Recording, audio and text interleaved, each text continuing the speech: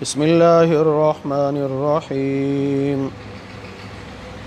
ومن الناس من يقول آمنا بالله وباليوم الآخر وما هم بمؤمنين يخادعون الله والذين آمنوا وما يخدعون إلا أنفسهم وما يشعرون صدق الله العظيم اللهم صل على محمد وعلى آل محمد كما صليت على إبراهيم وعلى آل إبراهيم إنك حميد مجيد اللهم بارك على محمد وعلى آل محمد كما باركت على إبراهيم وعلى آل إبراهيم إنك حميد مجيد۔ سورہ بقرہ کا دوسرا رکوع ہے۔ پہلے رکوع میں مخلص متقی مومنین کی صفات بیان ہوئیں، اور پہلے ہی رکوع کی آخری دو آیات میں جو پکے کافر تھے ان کا ذکر ہوا، اور یہ جو دوسرا رکوع ہے سورہ بقرہ کا، اس میں 13 آیات ہیں، اور ان 13 آیات میں منافقین کا ذکر ہے۔ مومنین کا ذکر 5 آیتوں میں، پکے کافروں کا ذکر 2 آیتوں میں، اور منافقین کا ذکر 13 آیتوں میں، اس لیے کہ دین کو جتنا نقصان منافق پہنچاتا ہے اتنا کوئی نہیں پہنچا سکتا۔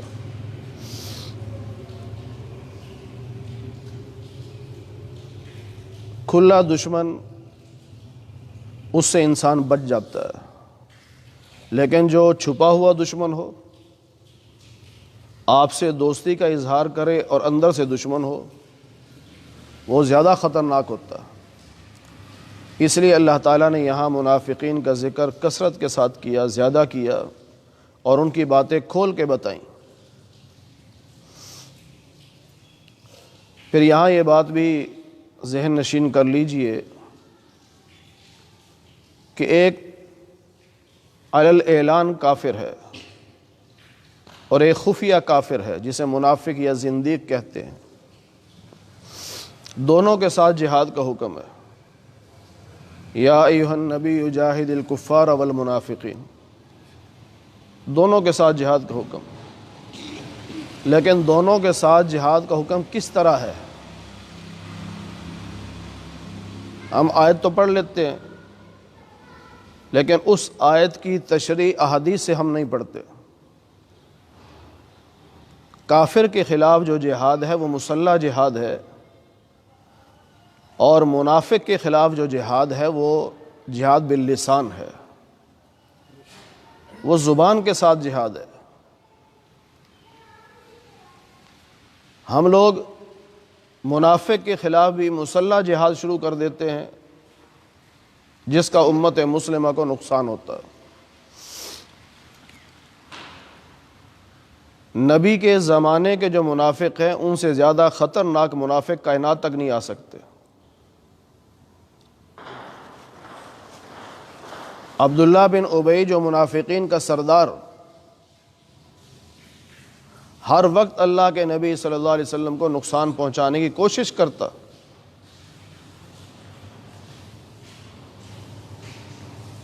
یہاں تک اس نے کہہ دیا کہ ہم عزت والے ہیں، اور نعوذ باللہ مسلمان جتنے بھی ہیں یہ عزت والے نہیں ہیں۔ اور پھر اس نے یہ بھی کہہ دیا کہ ہم مدینہ پہنچ کر ہم عزت والے ان ذلیل لوگوں کو نکال دیں گے۔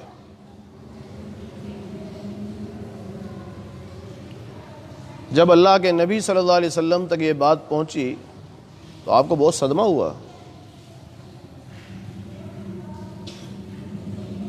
حضرت زید بن ارقم رضی اللہ تعالیٰ عنہ نے پہنچائی بات، وہ عمر میں چھوٹے تھے، تو صحابہ اعتماد نہیں کر رہے تھے کہ ہو سکتا ہے غلط فہمی ہو گئی ہو،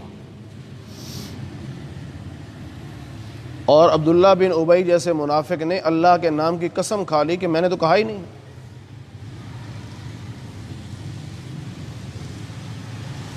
اب قسم بھی کھا لی، اور پھر اللہ نے 28ویں پارے میں سورہ منافقون نازل کر کے بتا دیا کہ جھوٹی قسم کھا رہا ہے، اس نے یہ جملے کہے ہیں، اور اللہ نے ان جملوں کو قرآن کا حصہ بنایا۔ لَنُخْرِجَنَّ الْأَعَزُّ مِنْهَا الْأَذَلَّ۔ حضرت عمر جیسے انسان کو غصہ آیا، یا رسول مجھے اجازت دے میں اسے قتل کر دوں۔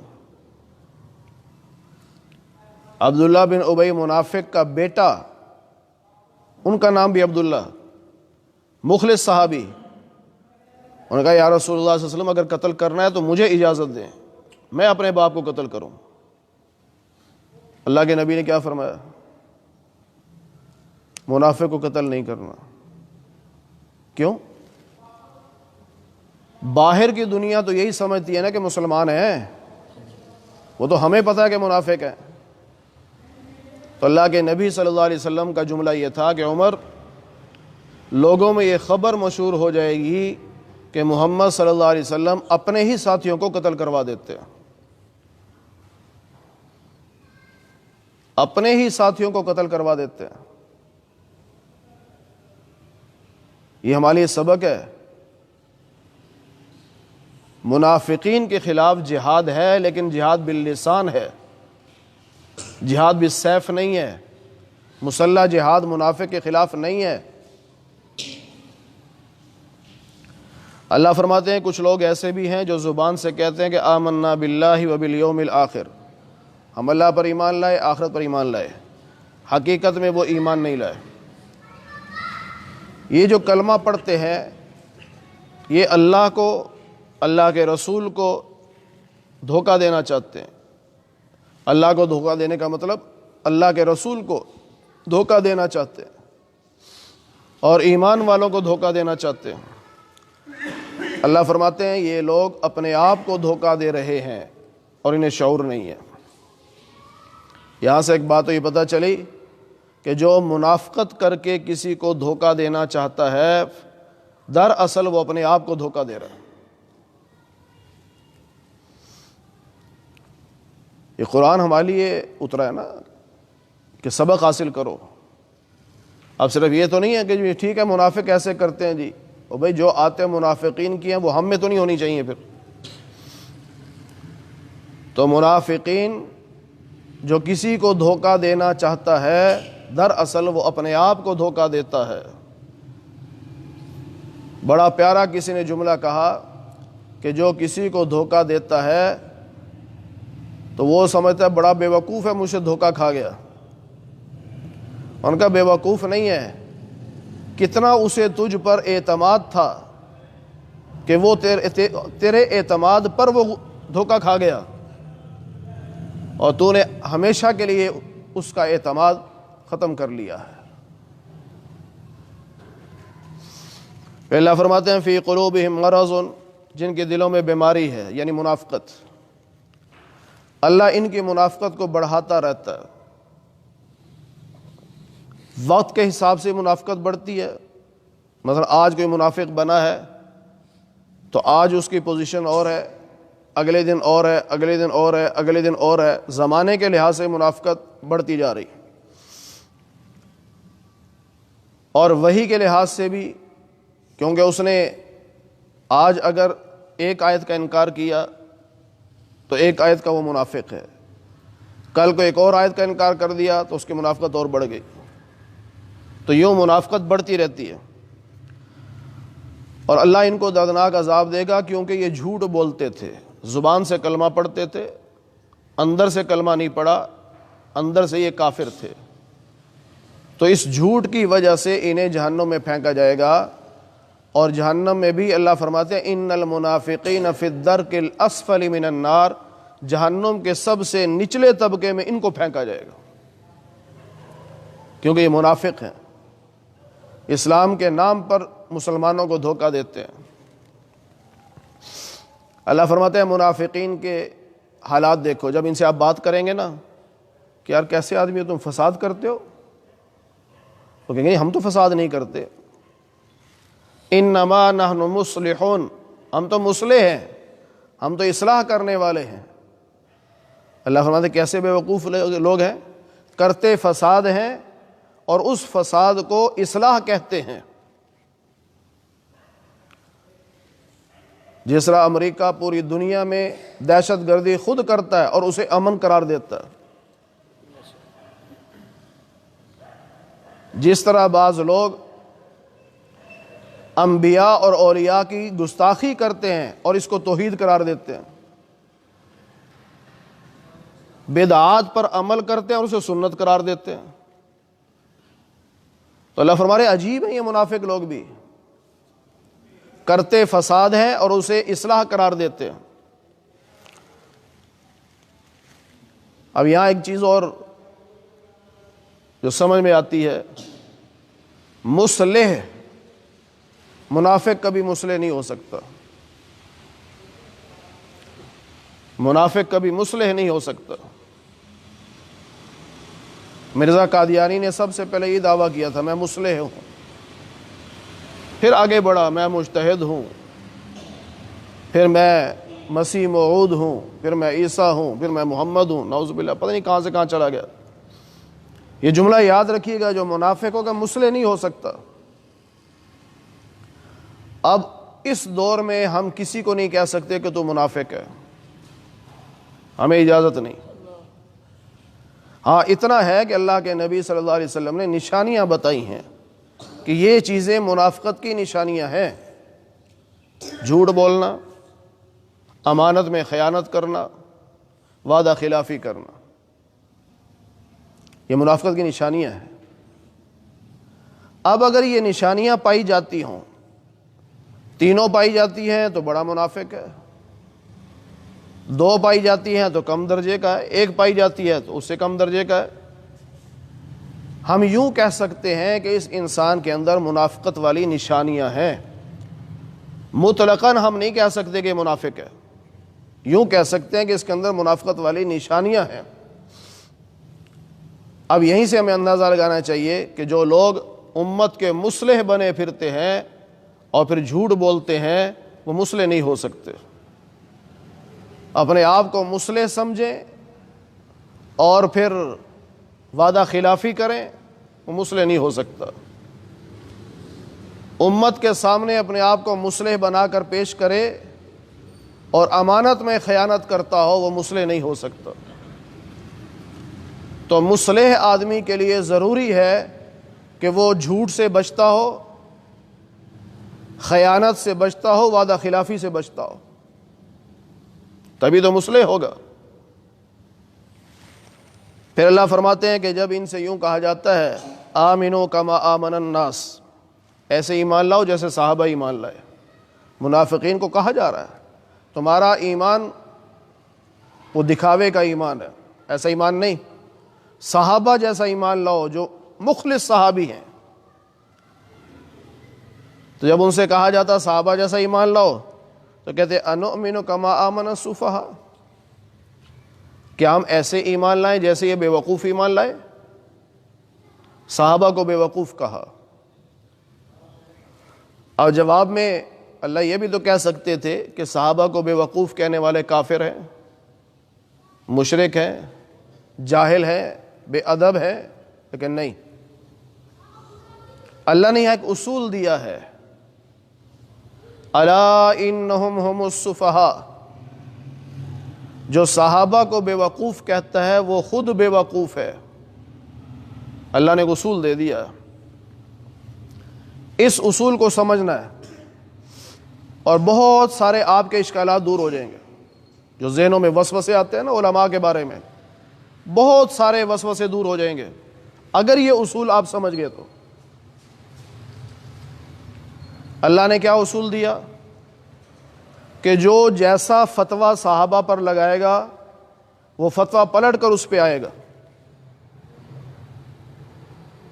یہی آیت سے پتہ چلتا ہے نا، صحابہ کو بے وقوف کہا تو وہی فتویٰ پلٹ کر منافقین پر آیا کہ تم بے وقوف ہو۔ اب میں آپ کی توجہ چاہوں گا، تھوڑا سا آپ نے میرے ساتھ بولنا ہے، مجھے بتانا ہے قرآن یہ بتاتا ہے کہ جو صحابہ کو بے وقوف کہے وہ خود، ذرا بولیں سارے، وہ خود، اگر کوئی صحابہ کو جاہل کہے تو، اگر صحابہ کو بے ادب کہے تو، اگر صحابہ کو کم علم کہے تو، اگر صحابہ کو فاسق کہے تو، اگر صحابہ کو بدعتی کہے تو، اور اگر صحابہ کو کافر کہے تو، اشکال حل ہو گیا؟ یہ قرآن نے اصول دیا ہے۔ آج اگر کوئی شخص اپنی کتاب میں لکھتا ہے کہ 5 صحابہ فاسق تھے، تو ہم تو اس کو کیا کہیں گے؟ فاسق ہی کہیں گے نا، کہ صحابہ فاسق نہیں، تو فاسق ہے۔ قرآن کو اصول بتا رہا ہے۔ اب جو کہے کہ صحابہ بدعتی تھے، خود بدعتی ہوگا نا، ہم تو نہیں کہہ رہے، اللہ کا قرآن کہہ رہا ہے۔ اب جو یوں کہے کہ 20 رکعت تراویح حضرت عمر کی بدعت ہے، تو اس نے حضرت عمر کو بدعتی کہا نا، تو قرآن کیا بتا رہا ہے؟ جو صحابہ کو بدعتی کہے گا وہ خود، تو جو حضرت عمر کو بدعتی کہے گا وہ خود بدعتی۔ اب آ لوگ پوچھتے ہیں جی شیعہ کو کافر کیوں کہتے ہیں علماء؟ بھائی علماء کب کہتے ہیں؟ اللہ کا قرآن کہتا ہے۔ ہم نے تو کافر نہیں کہا، اللہ کا قرآن کہتا ہے۔ بھئی وہ کیسے؟ بھئی انہوں نے صحابہ کو کافر کہا، تو قرآن کا اصول کیا ہے کہ جو صحابہ پہ فتویٰ لگائے گا وہ پلٹ کے آئے گا۔ تو جب تم نے صحابہ کو کافر کہا تو رب کے قرآن نے تمہیں کافر کہا، ہم تو نہیں کہتے۔ اب یہ اصول ذہن میں رکھیے ساری زندگی کے لیے، آپ کو پتہ چل جائے گا کون کس درجے کا ہے، کون بدعتی ہے، کون مشرک ہے، کون کافر ہے، کون فاسق ہے، یہ سب آپ کو پتہ چل جائے گا۔ جو صحابہ کے بارے میں جیسی رائے رکھتا ہوگا وہی رائے پلٹ کر آئے گی۔ اب ایسا طبقہ بھی ہے نا جو کہتا ہے صحابہ تنقید سے بالا تر نہیں ہیں، تو ہم کہتے ہیں کہ تم بھی تو تنقید سے بالا تر نہیں ہو۔ پھر وہ کہتے ہیں نعوذ باللہ صحابہ خائن تھے، ہم کہتے ہیں صحابہ تو نہیں تھے لیکن پلٹ کے فتویٰ تم پہ آیا، تم خائن ہو۔ صحابہ اقربا پرور تھے، صحابہ ہو نہ ہو تم تو اقربا پرور ہو، تو فتویٰ تو پلٹ کے آ رہا ہے۔ اب اسی طرح اب اللہ کے ہاں یہ ضابطہ نہیں ہے کہ غلط فتویٰ دو تو پلٹ کے آئے، صحیح فتویٰ دو تو پلٹ کے نہ آئے، ایسا تو نہیں ہو سکتا۔ جب ہم سب کہتے ہیں کہ تمام صحابہ جنتی ہیں، کہتے ہیں کہ نہیں؟ سب کا عقیدہ ہے تمام صحابہ، ذرا زور سے کہو، تمام صحابہ جنتی ہیں۔ اب اللہ کے قرآن کا اصول کیا ہے؟ جو فتویٰ صحابہ پہ لگاؤ گے پلٹ کے آئے گا۔ جب ہم نے کہا تمام صحابہ جنتی ہے تو فتویٰ پلٹ کے آیا کہ سنیو تم بھی جنتی ہو۔ جیسی رائے صحابہ کے بارے میں رکھو گے وہی رائے تمہارے بارے میں رکھی جائے گی۔ اب آگے اللہ فرماتے ہیں ان منافقین کا حال یہ ہے کہ جب مومنوں کے پاس آتے ہیں کہتے ہیں ہم تمہارے ہیں، اور جب کافروں کے پاس جاتے ہیں کہتے ہیں ہم تمہارے ہیں۔ اب جب کافر کہتے ہیں کل تو تم مسلمانوں کے ساتھ بیٹھے ہوئے تھے، آج ہمیں کہتے ہیں ہم تمہارے ہیں، تو کہتے ہیں نہیں اصل میں ہم ان سے مذاق کر رہے تھے، انما نحن مستہزئون، ہم تو مذاق کر رہے تھے، اصل ہم تمہارے ہیں۔ یہ اس دور کے منافقین کی باتیں ہو رہی ہیں، آج کے لوگوں کو نہ سمجھنا کہ پاکستان میں ہوں تو ہم تمہارے ہیں، امریکہ میں جائیں تو ہم تمہارے ہیں۔ وہ کہتے ہیں کل تو تم اسلام کا نام لے رہے تھے پاکستان میں، وہ تو ہم تو مذاق کر رہے تھے، ووٹ لینے کے لیے اسلام کا نام لے رہے تھے، اصل تو ہم تمہارے ہیں، تمہارے غلام ہیں، جیسے کہو گے ویسے کریں گے۔ اللہ فرماتے ہیں انہوں نے کیا مذاق کرنا ہے، اللہ یستہزئ بہم، اللہ ان سے مذاق کر رہا ہے۔ وہ مذاق کیا ہے؟ وَيَمُدُّهُمْ فِي طُغْيَانِهِمْ يَعْمَهُونَ، ان کی سرکشی میں اللہ نے ان کو بھٹکا دیا ہے، اندھے ہو کے پھر رہے ہیں، اللہ ہدایت نہیں دے رہا۔ منافق کو جب ہدایت نہیں ملتی تو یہ اللہ کی طرف سے اس کے ساتھ مذاق ہے، اور صرف یہی مذاق نہیں ہے، 27واں پارہ سورہ حدید، اللہ نے قیامت کا نقشہ کھینچا ہے۔ وہاں کیا ہوگا؟ میدان محشر سے پل صراط تک درمیان میں ایک علاقہ ہے جسے بلیک ہول کہتے ہیں، اندھیرا ہی اندھیرا، وہاں روشنی نہیں ہے۔ وہاں ہر انسان اپنے ایمان کی روشنی کے ساتھ جائے گا۔ کسی کے پاس روشنی بہت تھوڑی ہوگی، ایک موم بتی کی طرح، کسی کے پاس ایک لالٹین کی طرح، چراغ کی طرح، ایک حدیث پاک میں کسی کے پاس صرف انگوٹھے کے ناخن جتنی روشنی، اور کسی کے پاس، اللہ کے نبی صلی اللہ علیہ وسلم نے فرمایا جو جمعے کے دن سورہ کہف کی تلاوت کرے، قیامت کے دن اس کے پاؤں سے لے کے آسمان تک روشنی ہی روشنی ہوگی۔ اب مومن روشنی کے ساتھ جا رہے ہیں تو منافق بھی ساتھ ہو لیے، جیسے دنیا میں ساتھ ہو جاتے تھے تو وہاں بھی ساتھ ہو لیے۔ مومن پیچھے پلٹے، تم کدھر؟ بھی ہم تمہارے ساتھ ہیں۔ بھئی تم تمہارے ساتھ نہیں ہو، تم تو منافق تھے۔ وہ کہیں گے نہیں ہمیں ساتھ لے جاؤ، ساتھ لے جاؤ۔ اب مومن ان سے کہیں گے کہ پیچھے روشنی مل رہی ہے، وہاں سے لے لو جا کے۔ اب منافق جو ہی پیچھے جائے گا، درمیان میں اللہ دیوار کھڑی کر دیں گے۔ باطنہ فیہ الرحمہ، اس کے ایک طرف جدھر مومن ہے اللہ کی رحمت ہے، اور دوسری طرف جدھر منافق ہیں ادھر اللہ کا عذاب ہی عذاب ہوگا۔ تو یہ مذاق نہیں ہوگا ان کے ساتھ؟ اللہ کہہ رہے ہیں منافق دنیا میں کیا مذاق کرے گا، ہم ان کے ساتھ جو میدان محشر میں مذاق کریں گے وہ دیکھنا کیا مذاق ہوگا۔ پھر اللہ نے کچھ مثالیں دے کے بھی سمجھایا۔ 2 مثالیں دی۔ ایک مثال تو یہ دی کہ یوں سمجھو کہ ایک آدمی سخت سردی میں اور اندھیری رات میں آگ جلاتا ہے، اور وہ آگ روشن کر دیتی ہے دائیں بائیں کے، ماحول روشن ہو جاتا ہے۔ اچانک اللہ تعالیٰ اس آگ کو بجھا دیتا ہے۔ اب آدمی کتنا پریشان ہوگا کہ بڑی محنت سے میں نے آگ جلائی، تھوڑی سی روشنی ہوئی، وہ ساری ضائع ہو گئی۔ اللہ فرماتا ہے منافق کا حال یہی ہے۔ جب اس نے کلمہ پڑھا تو روشن ہوا، اس کا دل و دماغ روشن ہوا، لیکن جب دوبارہ کافروں سے ملا تو اللہ نے وہ آگ بجھا دی، روشنی ختم۔ یہ منافق کا حال۔ دوسری مثال اللہ نے یوں دی کہ اندھیری رات ہو، بارش ہو رہی ہو، کالے سیاہ بادل ہوں، اس میں بجلی چمکے۔ اب کوئی آدمی راستے میں چل رہا ہے، اندھیری رات ہے، اب راستہ نظر نہیں آ رہا، آسمان سے بجلی چمکی، تھوڑا سا ماحول روشن ہوا، اس کو راستہ نظر آیا، اب وہ چل پڑا۔ جہاں تک اس کو روشنی میں راستہ نظر آیا وہ چلا، آگے پھر اندھیرا ہے، پھر بجلی چمکی، تھوڑا سا راستہ نظر آیا، پھر چل پڑا، پھر اندھیرا ہے، پھر بجلی چمکی، پھر تھوڑا سا چل پڑا۔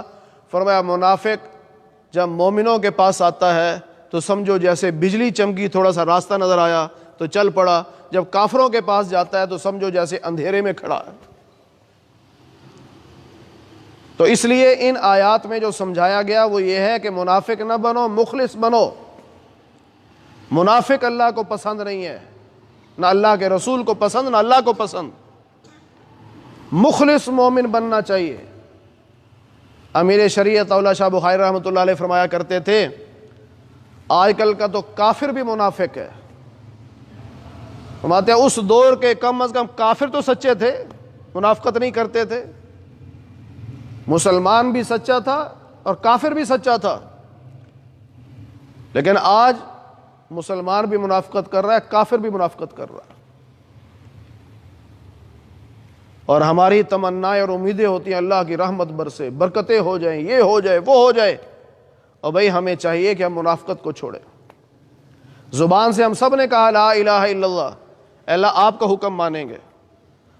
اب یہ کسی پر فتویٰ لگانے کی بات نہیں، اپنے اپنے گریبانوں میں ہم جھانکیں کہ میں اللہ کی باتیں مان رہا ہوں یا اپنے نفس کی بات مان رہا ہوں، میں شادی بیاہ پر اللہ کی باتیں مان رہا ہوں یا اپنی برادری کے رواج مان رہا ہوں۔ فوتگی پر، قبرستان میں، جنازے پر میں اللہ کی بات مان رہا ہوں یا اپنے رسم و رواج کو مان رہا ہوں؟ ہر بندہ خود سوچے۔ دوسرا جز جو ہم نے کہا محمد رسول اللہ صلی اللہ علیہ وسلم، یعنی ہم اللہ کے حکم کو محمد صلی اللہ علیہ وسلم کے طریقے پر پورا کریں گے۔ اب اس پہ بھی ہم غور کریں کہ طریقہ میں اپنا اختیار کر رہا ہوں کہ نبی پاک صلی اللہ علیہ وسلم کا اختیار کر رہا ہوں۔ اگر ضمیر اندر سے آواز دے دے کہ واقعی تو اللہ کا حکم اللہ کے نبی کے طریقے پہ پورا کر رہا ہے تو اللہ کا شکر ادا کیجیے، اور اگر ضمیر کہہ دے کہ نہیں زبان سے میں مانتا ہوں لیکن دل سے ابھی نہیں مان رہا، عمل میرا اس کے خلاف ہے، تو پھر توبہ کر لینی چاہیے، اللہ سے معافی مانگ لینی چاہیے، اس لیے کہ اللہ نے توبہ کا دروازہ کھلا رکھا ہوا ہے۔ اور اگر خدا نہ خواستہ اسی حالت پہ موت آ گئی تو پھر توبہ کی توفیق نہیں ہوگی اور نہ توبہ قابل قبول ہوگی۔ اس لیے حکیم الامت مولانا شفیع تھانوی رحمۃ اللہ علیہ فرمایا کرتے تھے، ہر روز رات کو اپنا احتساب کر کے سوو، صبح سے لے کر رات تک جو کچھ کیا ہے اس کی فلم اپنے ذہن میں چلاؤ کہ میں نے کیا کیا کام کیے ہیں۔ جتنے نیک کام کیے اللہ کا شکر ادا کرو، اور جتنے غلط کام کیے فوراً توبہ کر لو، توبہ میں تاخیر نہ کرو، اور جب بیڈ پہ لیٹو تو سمجھو کہ میں جنازے کی چارپائی پہ لیٹا ہوں، جب چادر اوپر لو تو سمجھو میں کفن والی چادر اوپر لے رہا ہوں۔ جب یہ کیفیت ہوگی تو پھر فوراً دل سے توبہ ہوگی، اور جب دل سے توبہ ہو جائے گی تو اللہ تعالیٰ معاف فرما دیں گے۔ اللہ تعالیٰ ہمیں قرآن کریم کی صحیح سمجھ نصیب فرمائے۔ الحمدللہ رب العالمین والعاقبۃ للمتقین والصلاة والسلام علی سید الانبیاء والمرسلین وعلی آلہ واصحابہ اجمعین۔ اے اللہ ہم سب کے صغیرہ کبیرہ گناہوں کو معاف فرما۔ اے اللہ درس قرآن کو اپنی بارگاہ میں قبول فرما۔ اے اللہ بیماروں کو صحت کاملہ نصیب فرما۔ اے اللہ بے روزگاروں کو حلال رزق نصیب فرما۔ اے اللہ حرام کے لقمے سے ہماری حفاظت فرما۔ اے اللہ جتنے مسلمان دنیا سے جا چکے سب کی مغفرت فرما دے۔ اے اللہ سب کو جنت الفردوس میں اعلیٰ مقام نصیب فرما دے۔ اے اللہ ہم سب کو قیامت کے دن حضور نبی کریم صلی اللہ علیہ وسلم کی شفاعت نصیب فرما، جنت میں آپ کی رفاقت نصیب فرما، آپ کے دست مبارک سے حوض کوثر کا پانی پینا نصیب فرما۔ اے اللہ جیسے آج ہم آپ کے گھر میں آپ کے قرآن کے نام پر اکٹھے ہیں، اے اللہ ہم سب کو جنت میں بھی اکٹھا فرما دے۔ اے اللہ محض اپنے فضل و کرم سے حضور نبی پاک صلی اللہ علیہ وسلم کے صدقے سے ہماری دعاؤں کو قبول فرما لے۔ وصلی اللہ علی النبی الکریم برحمتک یا